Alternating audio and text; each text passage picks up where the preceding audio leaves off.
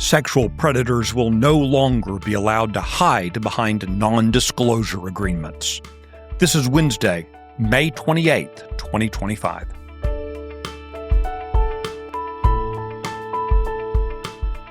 Texas Scorecard presents the day's first news for the Lone Star State. The Texas Minute, with your host, Michael Quinn Sullivan.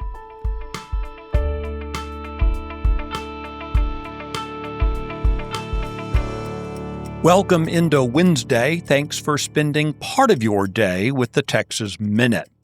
Some claim college sports are on a path to destruction, and President Donald Trump is reportedly preparing to ask a Texan to help fix it. Let's get into the news. 6 Frio County officials and campaign workers have been indicted on felony vote harvesting and evidence tampering charges after a year-long investigation into paid ballot collection that targeted elderly voters. The illegal services were paid for in gas, cigarettes, and Dr. Pepper. Vote harvesting is a third-degree felony that can result in prison sentences of up to 10 years and fines of up to $10,000. Sources indicate that the ongoing investigation will likely yield more indictments and arrests.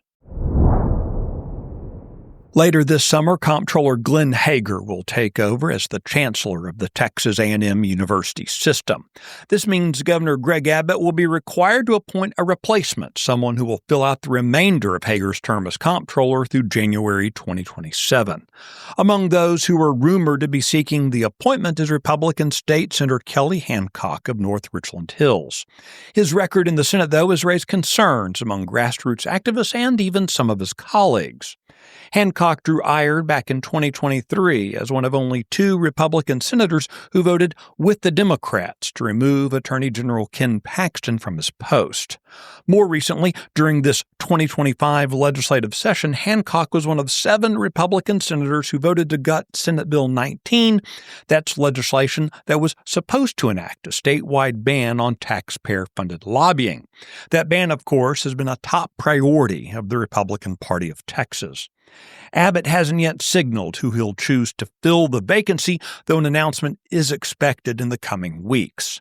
Meanwhile, the race for comptroller in 2026 is already taking shape. Former State Senator Dawn Huffines and current Railroad Commissioner Christy Craddock have both declared their campaigns for the Republican nomination. Legislation heading to the governor's desk will prohibit the use of non-disclosure agreements in sex abuse cases that protect predators and silence victims. Trey's law received unanimous support in the Texas Senate and in the House. Authored by Republican Senator Angela Paxton of McKinney, the law is named in honor of Trey Carlock, who took his own life after being silenced by an NDA following childhood sexual abuse. The legislation renders unenforceable any non-disclosure or confidentiality provisions with respect to sexual abuse. Agreement terms such as the victim's identity and settlement amounts may remain confidential, but the identity of the perpetrator can no longer be concealed. All of this means predators will have nowhere to hide. The Texas Minute will be right back.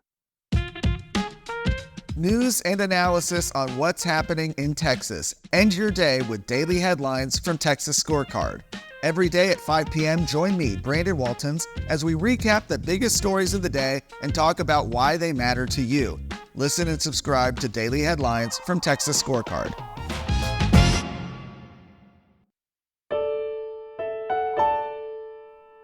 U.S. Senator Ted Cruz hopes President Donald Trump will bring about a college sports commission, quote, as soon as possible. Reportedly, President Trump is going to tap Texas Tech's Cody Campbell to play a prominent role in that effort.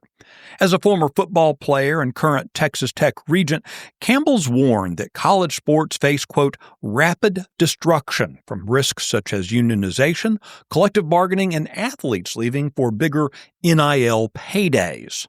According to an analysis of college scholarships, athletic scholarships are second only to the GI program in putting young adults who might otherwise not attend college on a path to a diploma. You can find the details of this story and the others mentioned today and keep up with the latest news by visiting TexasScorecard.com. If you enjoy the Texas Minute, please give us a rating on your podcast app. And if you have time, leave a review. This is the easiest way to help us help others find the show. This edition of the Texas Minute was based on the original reporting of Ian Camacho, Brandon Waltons, Aaron Anderson, and Robert Montoya. It was produced by Nick Shepard. I look forward to seeing you out around the Lone Star State. Have a great day.